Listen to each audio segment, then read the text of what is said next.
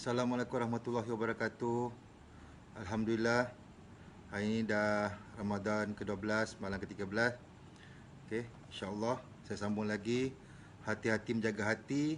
Hari ini saya akan cerita berkenaan dengan 3 jenis hati. InsyaAllah, sebelum kita teruskan, kita mulakan dengan umur kita Al-Fatihah. Sambil kita niat, semoga ilmu yang dikongsikan ini dapat memberi manfaat kepada kita semua dan semoga kita dapat amalkannya, insya-Allah. A'udzubillahi minasyaitonirrajim. Bismillahirrahmanirrahim.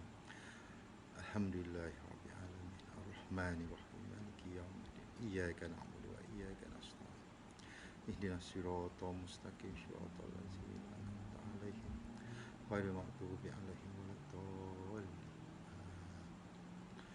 Alhamdulillah, bismillahirrahmanirrahim. Allahumma salli ala sayyidina Muhammad. Sebenarnya kita tahu macam mana kita hati yang telah berubah tu, bila kita memiliki hati baru, kita perlu berhati-hati agar hati kita ni hati yang bersih, hati yang sihat dan hati yang selamat tu terus dijaga. Jadi kita perlu jaga hati ini agar hati kita ni terus menjadi hati yang sihat. Supaya hati ni menjadi hati yang tak jadi hati yang sakit dan terusnya kita jadi hati yang mati.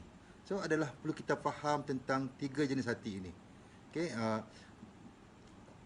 kita kena faham apa masukkan dengan ketiga jenis hati ini dalam usaha kita untuk menjaga hati. So insya-Allah hari ini saya akan cerita tentang yang pertama, iaitu hati yang sihat ataupun qalbun salim. Hati yang sihat ini adalah hati yang selamat dari kemusyrikan dan hati yang selamat dari kemunafikan. Orang mempunyai hati ini, hati yang sihat ni, dia sebenarnya tak takut, dia tak risau dengan dunia. Dipuji atau dicaci sama saja. Dia beri nikmat, dia syukur. Diberi ujian, dia sabar. Semua kejadian bagi dia semua jadi kebaikan sebab dia yakin, dia tahu apa yang Allah jadikan, Allah kurniakan, itu semua adalah yang terbaik. So seharusnya kita ingin, kalau kita ingin bahagia, kita ingin mulia, ingin selamat dunia akhirat, kita perlu ada target ni. Kita untuk mendapatkan amalan diridai Allah, iaitu dengan mempunyai hati yang sihat ataupun qalbun salim. Setiap kita setiap hari harus berusaha bermujahadah membersihkan hati kita ni. Adalah sangat beruntung orang yang mencucikan jiwanya dengan dia bersihkan hati dia, instead of daripada dia mengotorinya. Yang Allah suka bukan saja yang hebat amalannya, tapi yang paling bersih hatinya. Jadi kita janganlah mengukur kerjaan seseorang tu dengan hanya mengukur apa yang dikecapi. Semua duniawi je. Tapi keuntungan itu adalah bila hari ke hari hati dia tu, hati kita ni semakin bersih. Dengan pelbagai peristiwa terdugaan berlaku pada kita, hati kita ni semakin bersih. So, apalah artinya kalau kita naik pangkat, banyak ilmunya tapi jadi sombong. Apa artinya jadi semakin terkenal, kita jadi nak apa semua tapi kita tak kabur kan. Kita sombong, kita pandang remeh pada orang lain. Allah SWT tak suka dengan orang yang dalam hatinya ada kesombongan walaupun sebesar jarum. Sebenarnya barang siapa yang dalam hadis kita ada selalu dengar kan, yang barang siapa yang lebih baik dari hari sebelumnya, dialah yang paling beruntung. Lebih baik itu adalah semakin bersih hatinya, sehingga sekecil apapun, bila kalau hati dia semakin bersih kan, sekecil apapun amalannya, insya-Allah diterima Allah. So orang-orang yang memiliki hati ini, dia akan selamat pada hari akhirat tu. Sebagaimana firman Allah Subhanahu Wa Taala, kalau kita tengok pada surah Asy-Syura ayat 88 ke 89, di hari ketika harta dan anak-anak tiada lagi berguna kecuali orang-orang yang menghadap Allah Subhanahu Wa Taala ni dengan hati yang selamat, sejahtera dari syirik dan penyakit munafik. So maknanya dialah yang paling yang Allah paling terbaik, dia selamat daripada syirik dan penyakit munafik. Maknanya hati dia tu bersih. So, jadi kita tengok hati yang sihat ni adalah hati yang pertama kita tahu, dia ni dia ikhlaskan penghambaan dan ibadah pada Allah, sama ada dalam kehendak dia, cintanya, tawakalnya dan taubat dia. Kalau dia mencintai, maka dia mencintai kerana Allah Subhanahu Wa Taala. Kalau dia membenci, dia membenci kerana Allah Subhanahu Wa Taala. Jika dia memberi kerana Allah Subhanahu Wa Taala. Dan jika dia menolak pun, maka dia menolak juga kerana Allah.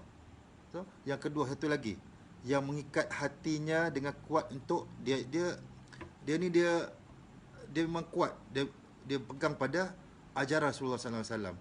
Tak kira adalah ucapan dia, perbuatan dia, kelakuan dia, akhlak dia, dia ikut apa yang ajaran Rasulullah sallallahu alaihi wasallam. So dia menjadikan apa yang dibawa oleh Rasulullah sallallahu alaihi wasallam menjadi hakim bagi dirinya dari segala hal. Tak kira dalam masalah besar maupun dalam yang kecil. So latihlah diri kita dalam usaha kita untuk menjaga hati ini agar kita jadi sihat dengan selalu bertanyakan dua pertanyaan ini. Kenapa dan bagaimana? Tak kiralah pada setiap apa yang kita lakukan, tanyalah pada diri kita, mengapa aku lakukannya dan bagaimana aku lakukannya. Kita tanya diri kita. Kita apa yang kita buat, tanya diri kita. Tak kiralah apa juga kita buat tu, tanya diri kita, apakah yang menjadi faktor mendorong perbuatan aku ini? Adakah aku ingin pujian orang, atau takut dikeji orang, ataupun aku ingin agar dicintai atau tidak dibenci? Kan contohnya bila kita posting apa-apalah, adalah kita nak cakap, kita nak posting dalam media sosial apa semua, tanya diri kita, aku buat ni untuk apa? Adakah aku nak memberi manfaat kepada orang, nak share sebab aku nak beri manfaat, aku nak nak sama-sama kita berkongsi ke jalan Allah, kerana Allah, ataupun aku sebab aku nak like, aku nak orang share banyak-banyak sebab aku nak orang pandang aku, orang hormat aku, orang puji aku.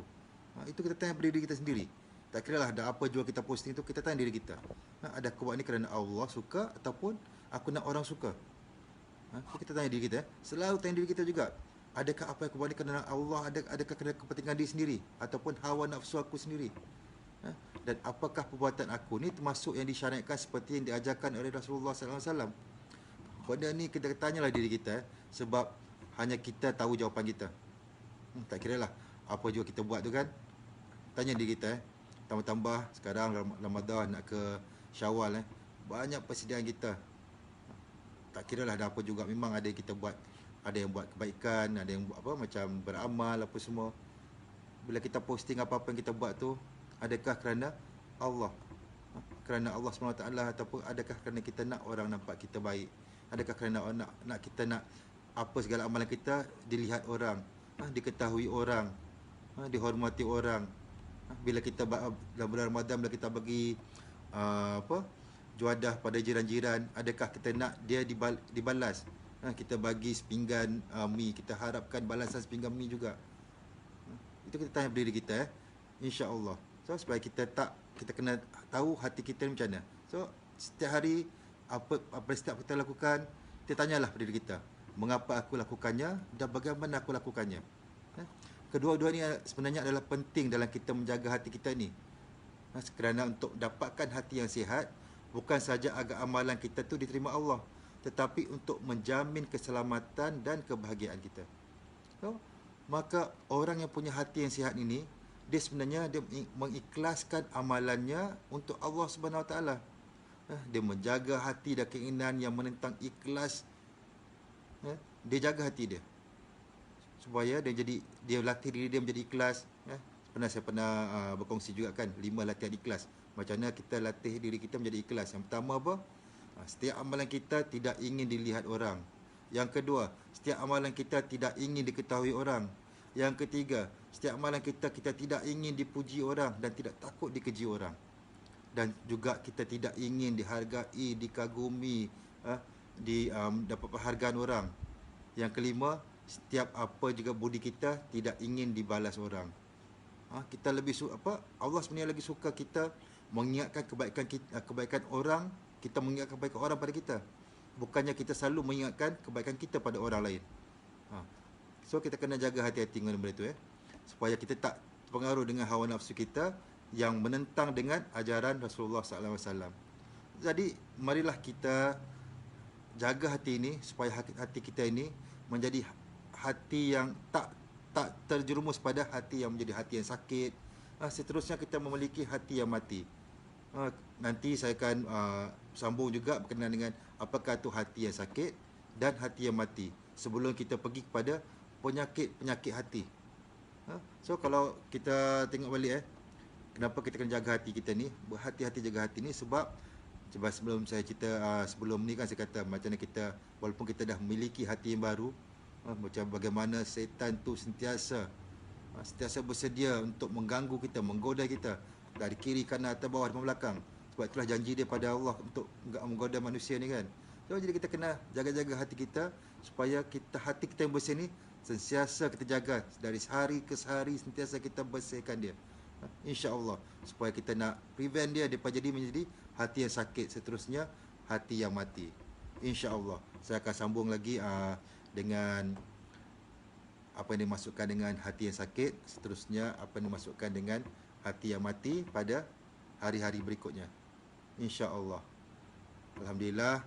Semoga kalian semua dikurniakan, dipertemukan, dipermudahkan, dipertemukan dalam itu kadarnya, sentiasa dilindungi Allah, dirahmati Allah, dikurniakan kesan terbaik, dimudahkan menjadi orang mukmin, dikurniakan taufik hidayahnya, jadi seorang bertakwa, sentiasa bersyukur, menjadi ahli syukur. Semoga kita semua sama-sama dirahmatinya dan menjadi orang yang pencinta tanpa syarat. InsyaAllah. Amin, amin, rabbal alamin. Terima kasih semua. Assalamualaikum warahmatullahi wabarakatuh. Alhamdulillah.